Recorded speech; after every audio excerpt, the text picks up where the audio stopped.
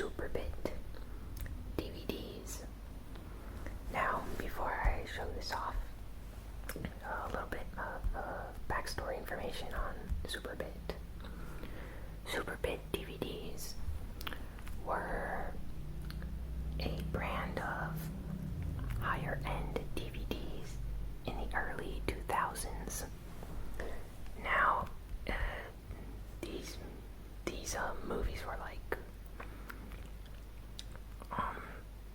by Columbia and TriStar Home Entertainment, which of course is a division of Sony.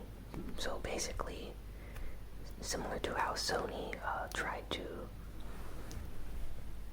start the Blu-ray craze back when the PlayStation 3 launched. They were heavily pushing Blu-ray movies and Blu-ray players.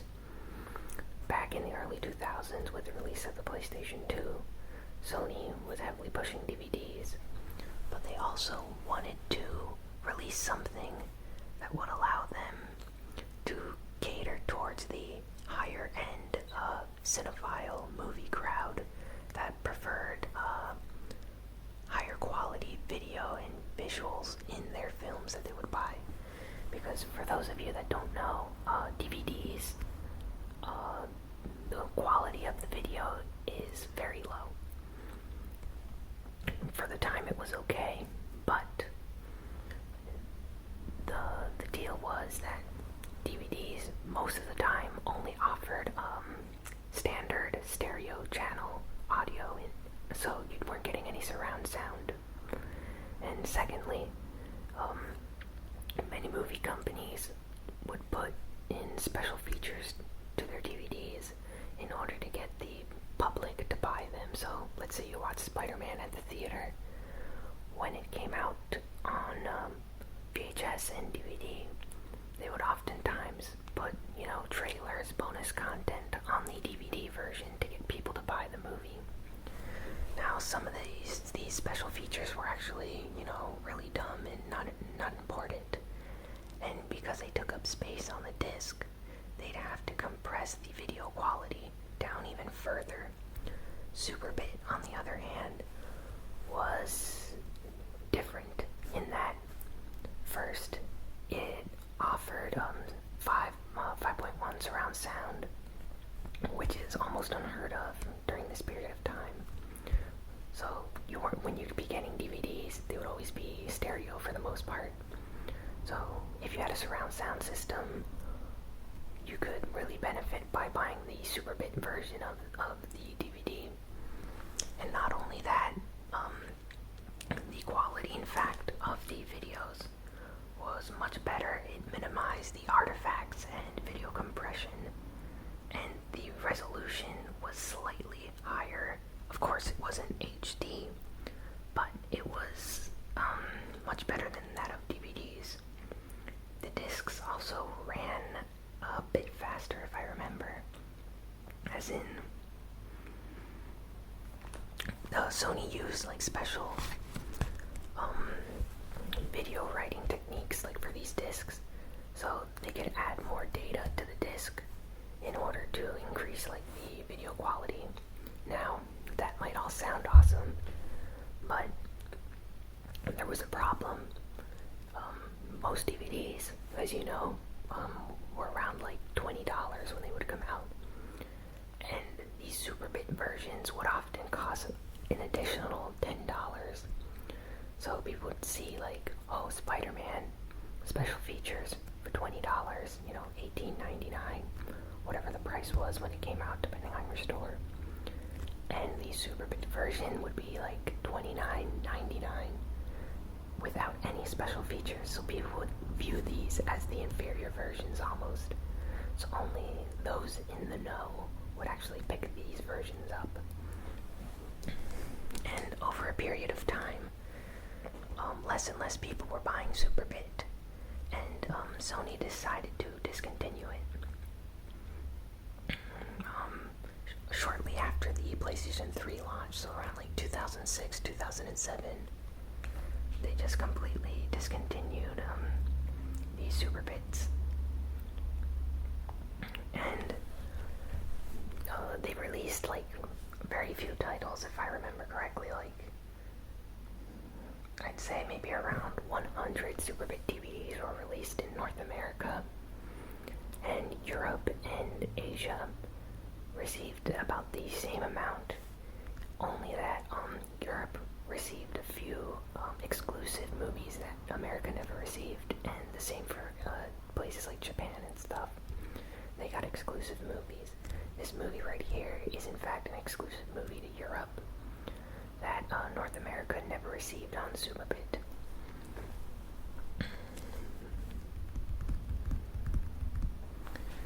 Now,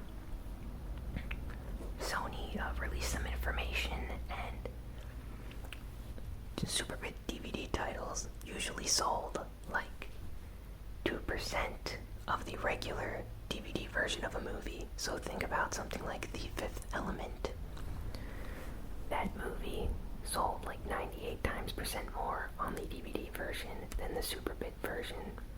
So as you can see, that's probably one of the main reasons why Sony decided to stop producing these. Now, in the past few years, they have begun to rise in price, like slightly. A lot of people are finding that a few movies are collectible. In fact, stuff like The Fifth Element, I think Crouching Tiger, Hidden Dragon, and a few others released on Superbit are in fact increasing in price. So if you have like The Fifth Element and other Superbit DVDs, you should definitely hang on to those. I see them rising in price maybe in the upcoming years. Similar to how Laserdisc, they got really cheap at a certain period of time. And then in the past like 5-10 years, Laserdiscs have gone up like almost like 5 times the amount in price. Especially for sought after movies. Now, Superbit, since like all the memory on the disc was taken up by the movie, and the audio quality being 5.1 surround, the menus on the Superbit DVDs are very, very, very like minimalistic. Like it's basically just like a metallic bar with play, select language, select subtitles, and that's it. There's like no music, no images in the background, nothing. So they really, really tried hard to put everything onto the disc, so the quality would be the max at all times. And some people found this like really sad because they wouldn't put in commentary tracks or certain features that other versions of the normal DVDs had. So I also think that's one of the reasons why this format failed.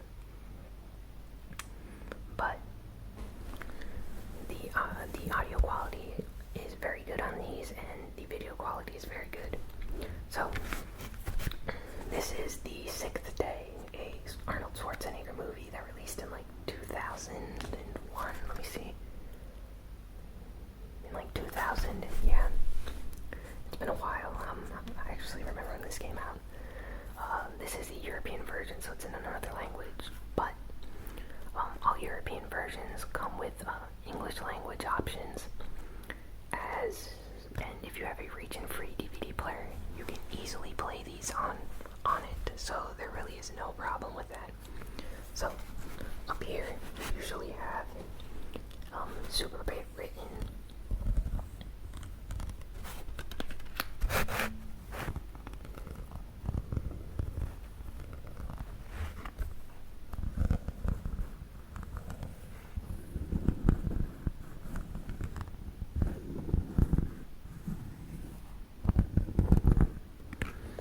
So it's like basically engraved into the cover. It says Superbit. Down here it's DVD video. Now, the funny thing about the cover, it's just like a picture that's almost like glued onto the front cover. Very cheap looking, but that's just how it is. This might look like a metallic case, but in fact it's just cardboard. Not cardboard with like metallic looking, I'd say, sticker or very thin paper on top of it. So this is basically cardboard, easy to bend and stuff. Underneath you have a plastic casing for the movie. Now in the back as well, it's just a cheaply put piece of paper that's like basically stuck on here. It says English and Italian. Now, the North American versions usually always had two language options. Basically, you'd get Spanish and English, or I think certain Canadian versions of these would get like French and English, and Asian versions would get, things like Chinese and Japanese on them. And European versions usually had like German and English, Italian and English, French and English, but you'd always get at least English. So if you have a reach-in free DVD player, or you can easily read these on your computer, there really is no problem. So if you can pick this up from any country, if you like The Sixth Day, it's an okay Arnold Schwarzenegger movie, not one of his greatest, but it's still really good. You can easily watch it on your DVD player. Now inside, easily open this up, is a purple colored DVD. Now you push right here in the center.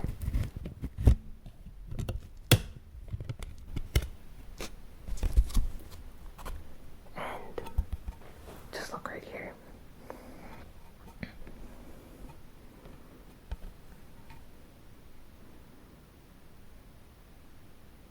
Very clear purple.